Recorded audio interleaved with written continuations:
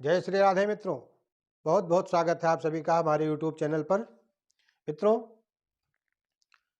18 फरवरी 2023 को महाशिवरात्रि पर्व आ रहा है। इस महाशिवरात्रि पर्व पर आप सभी लोग लाभान्वित हों और महाशिवरात्रि पर्व पर भगवान शिव की प्रसन्नता के लिए आपको पूजन कब करना चाहिए, किस विधि से करना चाहिए, अपने मनोनुकूल कामना की सिद्धि के लिए आपको विशेष क्या करना चाहिए, आइए हम इस विषय में आपके साथ थोड़ी सी चर्चा करते हैं, कुछ बातें करते हैं। मित्रों, शास्त्र के मतानुसार शिवरात्रि का दिन अति शुभ माना गया है।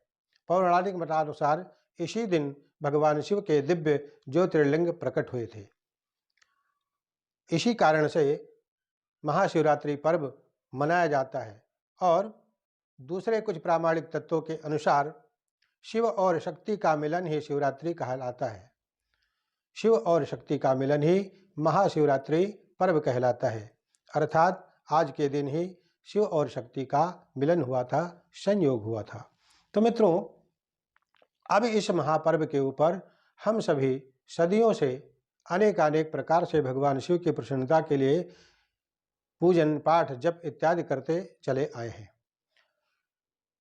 महाशिवरात्रि पर्व पर जलाभिषेक, दुग्धाभिषेक, भगवान शिव का अर्चन, पूजन, भजन, रात्रि जागरण करना बड़ा ही महत्वपूर्ण और विशेष फलदायी होता है।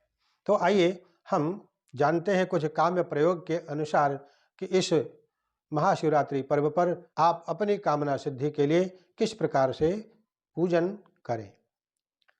मित्रों, सर्वप्रथम तो महाशिवरात्रि पर्व के व्रत के लिए प्रातःकाल स्नान ध्यान करके और मानसिक रूप से भगवान शिव की प्रसन्नता के लिए शिवरात्रि व्रत धारण करने का व्रत का आप संकल्प लें और संकल्प लेने के उपरांत महाशिवरात्रि पर्व के दिन कुछ चीजें जो नहीं करनी चाहिए उसे आप पहले जान लें। सबसे प्रथम बात यह है कि इस दिन जो लोग व्रती हैं या व्रत नहीं भी हैं, किसी को भी इस दिन काम का उपभोग नहीं करना चाहिए। स्त्री व पुरुष सभी को ब्रह्मचर्य का पालन करना चाहिए। दूसरा,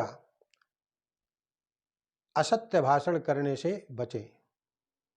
तीसरा, अनुचित खान पान से, मदिरा, मांस इत्यादि से बचें। किसी के साथ में छल फरेब इत्यादि न करें। यथासंभव शिव भक्ति करें, शिव के मंत्रों का जप करें, मानसिक रूप से ध्यान करें और शुद्धता पूर्वक रहें। रात्रि जागरण का विशेष महत्व इस दिन बताया गया है। दिन में तो आप पूजन करेंगे ही, जलाभिषेक करेंगे, भगवान शिव का पूजन करेंगे, सायंकाल के समय पूजन करेंगे एवं व्रत धारण करेंगे। बहुत सारे लोग व्रत धारण करते हैं, लाखों लोग इसका लाभ लेते हैं। महाशिवरात्रि पर्व के दिन रात्रि काल के समय 4 चरण में पूजा करने का एक विशेष विधान है। रात्र के जो 4 प्रहर होते हैं, चारों प्रहर में भगवान शिव का आराधन, अभिषेक एवं शिवार्चन करना, मंत्र जप करना बड़ा ही शुभ फलदायी माना गया है। तो मित्रों, आइए अब हम बात करते हैं सर्वप्रथम कि भगवान शिव की पूजा के लिए आप विशेष सामग्री किस प्रकार से जुटाएं। सामान्य पूजन सामग्री में तो आप जल, गंगा जल, पंचामृत, चावल, चंदन, पुष्पमाला, दूर्बा, भांग, धतूरा, मदार, धूप दीप, नैवेद्य, पान सुपारी इत्यादि सामान्य पूजन के लिए लेकर के मंदिर में जाएंगे और इससे आप क्रमानुसार भगवान शिव का मंत्र के साथ या अमंत्र के साथ या ध्यान के साथ में आप पूजन करेंगे। लेकिन जब आपकी कोई विशेष कामना की सिद्धि है, विशेष कामना की सिद्धि के लिए यदि आप कर रहे हैं, जैसे आपके घर में आपकी बहन का, आपकी बेटी का, आपका खुद का, किसी के विवाह में अगर विलंब आ रहा है, उस कामना के साथ में अगर आप भगवान शिव का अभिषेक कर रहे हैं या पूजन कर रहे हैं, तो उसके लिए भगवती पार्वती के लिए श्रृंगार, सिंदूर की वस्तुएं भी होनी आवश्यक है।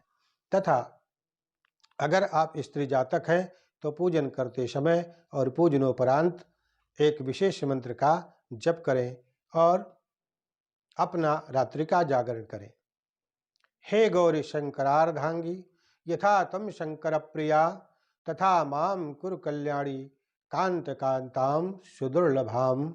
इस प्रकार से आप इस मंत्र का जप करें, पाठ करें, यदि आप स्त्री जातक हैं तो।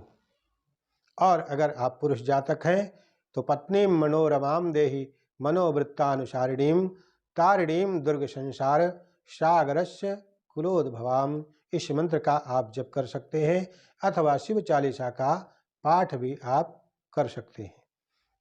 इसके अलावा महाशिवरात्रि पर्व के दिन विवाह में बाधा को दूर करने के लिए आप बड़ वृक्ष का अर्थात बरगद वृक्ष का 108 बार परिक्रमा भी करना आपके लिए लाभदायी सिद्ध होगा। इसके अलावा प्रत्येक दिन जल में 1 चुटकी हल्दी मिला करके इस जल से आप स्नान करते हैं तो भी आपके विवाह की बाधा जल्द ही दूर होती है। और महाशिवरात्रि पर्व पर उस हल्दी को पहले माता पार्वती को भगवान शिव को अर्पित किया जाए और उसमें से जो बचा हुआ हल्दी का भाग हो उसे लेकर के आप जाएं और स्नान के जल में डाल करके प्रयोग में लाएं। तो इस प्रकार आप अपनी कामना की सिद्धि के लिए, विवाह के विलंब को दूर करने के लिए यह उपाय आप कर सकते हैं। आइए इस महाशिवरात्रि पर्व के ऊपर 3 ग्रहों का शुभ योग बनने जा रहा है। कुंभ राशि में शनि और सूर्य एक साथ में है ही और इस दिन चंद्रदेव का भी पदार्पण हो रहा है।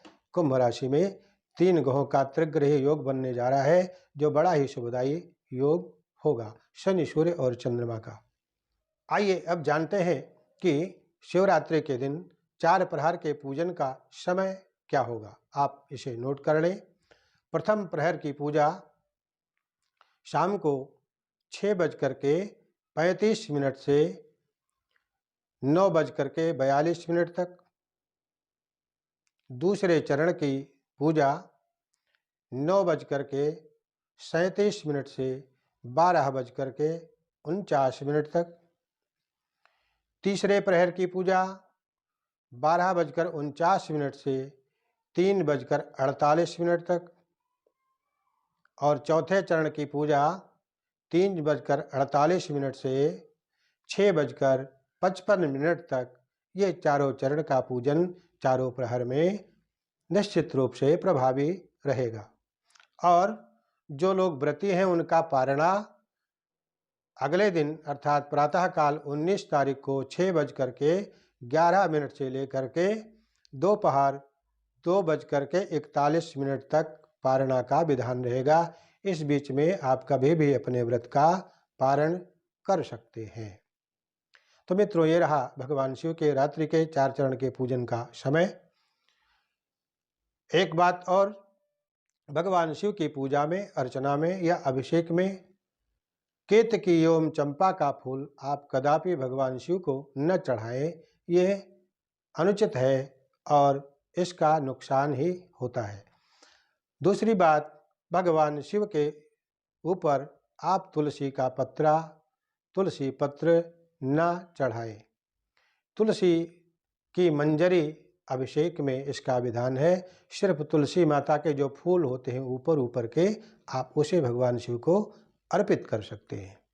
मित्रों, अब कुछ विधान मैं आपको बता रहा हूँ कामना सिद्धि के लिए। जैसे रात में आप अभिषेक कर रहे हैं भगवान शिव का, तो जलधारा से, जल में गंगा जल मिला करके जल की धारा से अभिषेक करना तो सर्वथा भगवान शिव को प्रिय भी है और शुभ भी है।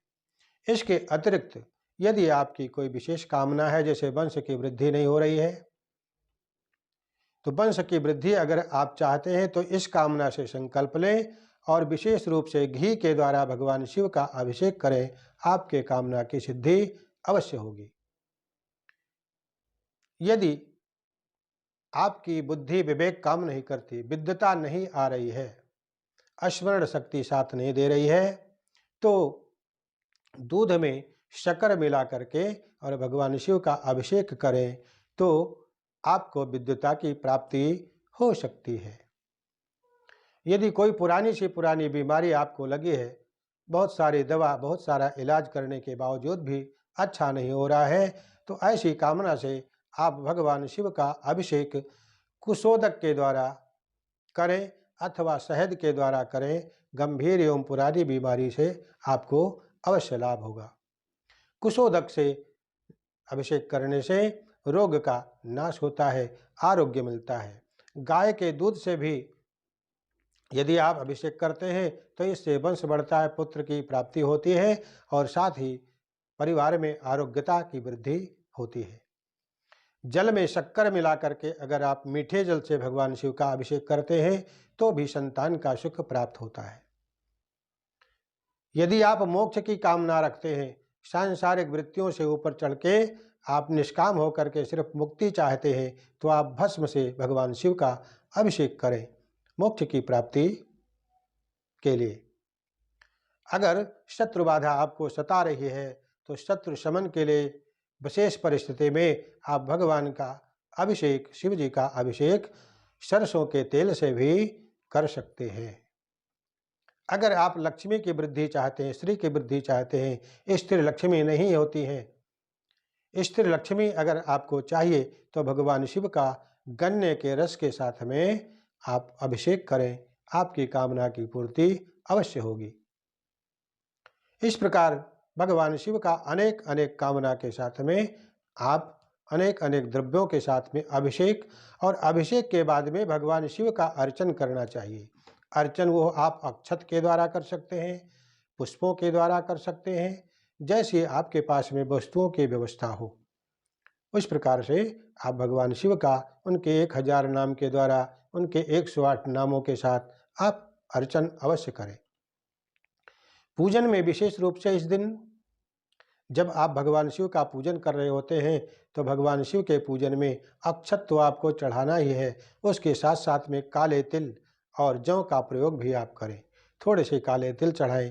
काले तिल के चढ़ाने से पापों का नाश होता है और जौ के अर्पण करने से घर में सुख शांति समृद्धि की वृद्धि होती है। इसके साथ साथ में काली मिर्च के कुछ दाने भगवान शिव को चढ़ाएं, इससे लक्ष्मी की प्रसन्नता प्राप्त होती है। हरी मूंग के दाने, गेहूं के दाने आप भगवान शिव को माखास्य में, तिलास्य में, मुदगास्य में, खल्वास्य में, अर्थात इन सभी अन्न के समूहों में भगवान शिव का वास होता है और इससे शिव की प्रसन्नता बढ़ती है। और साथ ही साथ बेलपत्र, भांग, धतूरा, संभव हो तो श्वेतार्क चढ़ाएं, और श्वेतार्क नहीं है तो जो भी अर्क अर्थात मदार आपको उपलब्ध हो उसी से भगवान शिव के पूजन करें। साथ में आप कुशा, दुर्वा, लटजीरा आप भगवान शिव को अर्पित करें। तदुपरांत धूप दीप नैवेद्य इत्यादि दे करके, गंध दे करके, इत्र चढ़ा करके पुनः भगवान शिव को नैवेद्य निवेदित करें।